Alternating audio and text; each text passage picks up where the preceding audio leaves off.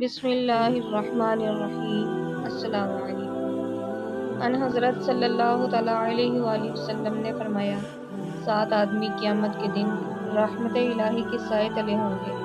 ان میں سے ایک وہ شخص ہے جس نے اللہ کو خلوت میں یاد کیا اور اس کی محبت اور خشیت سے اس کی آنکھوں میں آنسو جاری ہو گئے۔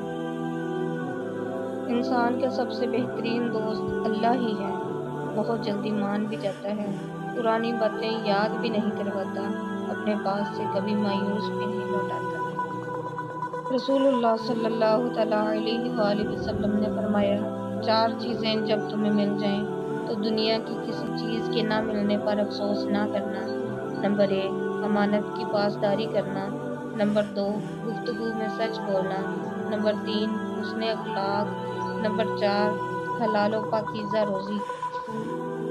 4 ایسے کام جو بہت ہی مرتبے والے ہیں۔ مصیبت زدہ لوگوں کی فریاد سننا اور ان کا ساتھ دینا، حاجت مندوں کی حاجت روائی کرنا، بھوکوں کو کھانا کھلانا، قیدیوں کو قید سے چھڑانا، یہ باتیں اللہ کریم کے نزدیک بڑا مرتبہ رکھتی ہیں۔ حضرت عمر فاروق نے فرمایا، جس نے رب کے سامنے جھکنا سیکھ لیا وہی علم والا ہے، کیونکہ علم کی پہچان عاجزی ہے اور جاہل کی پہچان تکبر۔ زندگی بہت مختصر ہے، کچھ تو سمجھ آتے آتے گزر جاتی ہے۔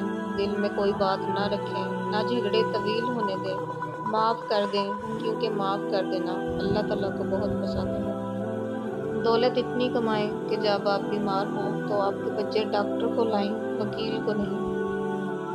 اگر تم زندگی کے راستے میں کانٹے چھوڑتے جاؤ گے تو تمہارے پیچھے آنے والی تمہاری نسلیں ان راستوں پر لہو لہان ہو جائیں گی۔